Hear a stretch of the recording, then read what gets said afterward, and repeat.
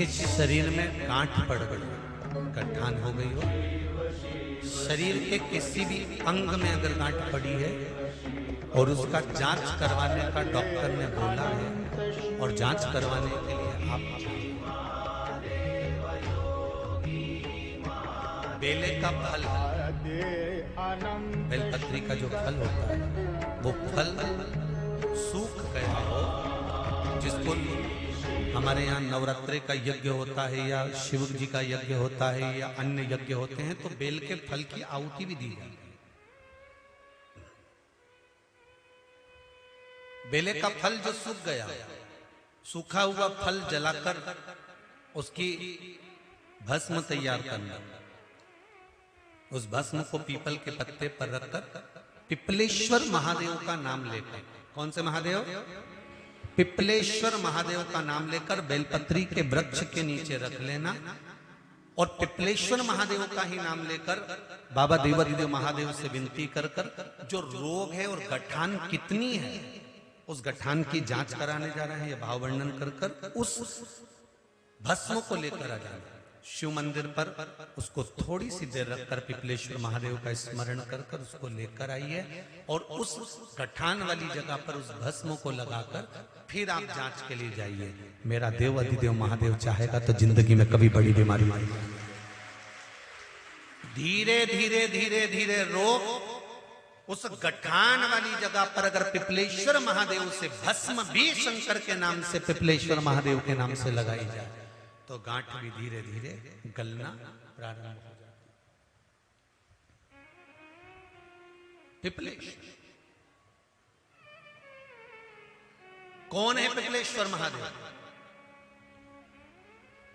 पिपलाद पिता के जाने के बाद, माता के जाने के बाद पीपल की कोटर के अंदर पल पोस कर बड़ा होता है और पीपल के फल खाकर बड़ा होता है।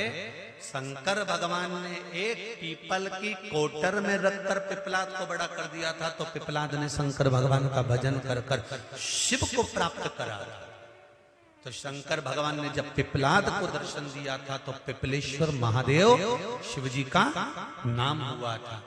पिपलाद ने कहा था, भोलेनाथ मेरे दुख की घड़ी में आप खड़े हुए हो और मुझे सुख का भान कराया है। जब व्यक्ति के जीवन में बहुत भारी रोग हो और बहुत तकलीफ में हो तो मेरा पिपलेश्वर महादेव उसके हर क्षण सामने खड़ा हो, तो वो पिपलेश्वर महादेव के रूप में खड़ा हो।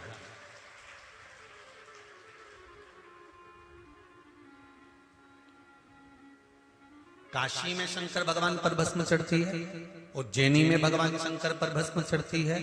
ये भस्म जो प्रसाद के रूप में आपको प्राप्त होती है, ये भभूत भस्म जो शिव के प्रसाद के रूप में प्राप्त होती है, ये भस्म जो शंकर पर चढ़ी हुई है।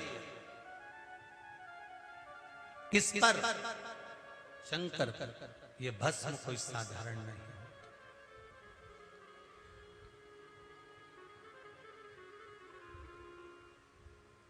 इसका प्रयोग कहाँ करना है, कैसे करना है, कब करना है, यहां तक इसका वर्णन है महाराज।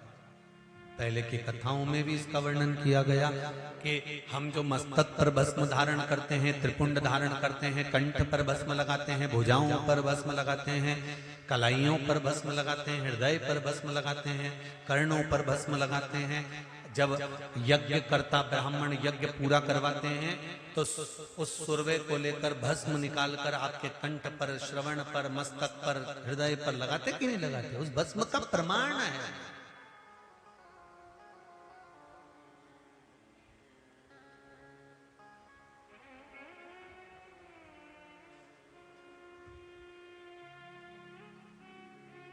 सुख का अनुभव करा।